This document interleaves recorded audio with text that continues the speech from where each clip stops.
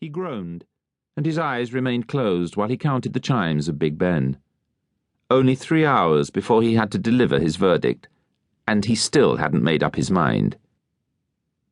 The Lord Chancellor groaned a second time as he placed his feet on the floor, put on his slippers, and padded across to the bathroom. Even as he sat in the bath, he continued to wrestle with the problem. Fact: Harry Clifton and Giles Barrington were both colourblind, as was Sir Hugo. Fact: colourblindness can only be inherited through the female line, so it was nothing more than a coincidence, and should be dismissed as such. He got out of the bath, dried himself, and pulled on a dressing gown. He then slipped out of the bedroom and walked down the thickly carpeted corridor until he reached his study. The Lord Chancellor picked up a fountain pen and wrote the names Barrington and Clifton on the top line of the page, under which he began to write the pros and cons of each man's case.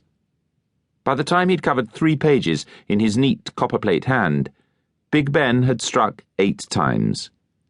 But still he was none the wiser. He put down his pen and reluctantly went in search of sustenance. The Lord Chancellor sat alone, eating his breakfast in silence. He refused even to glance at the morning newspapers, so neatly laid out at the other end of the table, or to turn on the radio, as he didn't want some ill-informed commentator to influence his judgment. The broadsheets were pontificating on the future of the hereditary principle should the Lord Chancellor come down in favour of Harry, while the tabloids only seemed interested in whether or not Emma would be able to marry the man she loved. By the time he returned to the bathroom to brush his teeth, the scales of justice still hadn't come down on either side. Just after Big Ben chimed 9, he slipped back into his study and went over his notes in the hope that the scales of justice would finally tilt to one side or the other, but they remained perfectly balanced. He was going over his notes for a third time when a tap on the door reminded him that, however powerful he imagined he was, he still couldn't hold up time. He let out a deep sigh, tore 3 sheets off the pad, stood up, and continued reading as he walked out of his study and down the corridor. When he entered the bedroom, he found East, his valet, standing at the foot of the bed, waiting to perform the morning ritual. East began by deftly removing the silk dressing gown before helping his master on with a white shirt that was still warm from ironing. Next, a starched collar, followed by a finely laced neckerchief. As the Lord Chancellor pulled on a pair of black breeches, he was reminded that he put on a few pounds since taking office.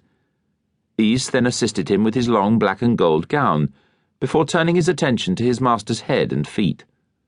A full-bottomed wig was placed on his head, before he stepped into a pair of buckled shoes. It was only when the gold chain of office that had been worn by 39 previous Lord Chancellors was draped on his shoulders that he became transformed from a pantomime dame into the highest legal authority in the land. A glance in the mirror, and he felt ready to walk on stage and play his part in the unfolding drama. Just a pity he still didn't know his lines. The timing of the Lord Chancellor's entrance and exit from the North Tower of the Palace of Westminster would have impressed a regimental sergeant major.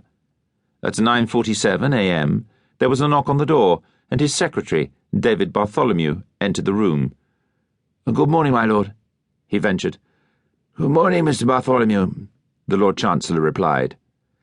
"I'm sorry to have to report," said Bartholomew, "that Lord Harvey died last night, in an ambulance, on his way to hospital." Both men knew this was not true. Lord Harvey, Giles and Emma Barrington's grandfather, had collapsed in the chamber only moments before the division bell had sounded. However, they both accepted the age-old convention: if a member of either the Commons or the Lords died while the House was in session, a full inquiry as to the circumstances of his death had to be set up. In order to avoid this unpleasant and unnecessary charade, "died on his way to hospital" was the accepted form of words that covered such eventualities.